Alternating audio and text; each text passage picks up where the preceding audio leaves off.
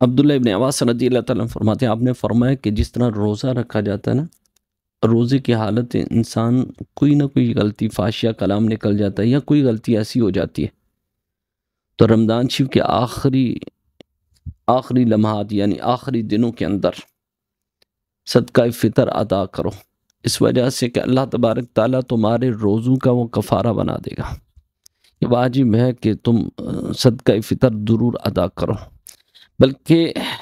یہاں پہ حضرت انس رضی اللہ تعالیٰ مروی ہے کہ رسول اللہ صلی اللہ علیہ وسلم فرمائے کہ بندے کا روزہ جو ہے وہ آسمان اور زمین کے درمیان معلق رہتا ہے جب تک صدقہ فطر ادا نہ کرے، اور یہاں تک کہ میرے نبی نے فرمایا، آپ نے فرمایا کہ جو صدقہ فطر نہیں ادا کرتے وہ عیدگاہ کی طرف بھی نہ آئے، یعنی عید پڑھنے سے پہلے اس کو ادا کرنا۔ یہ ذہن میں رکھو۔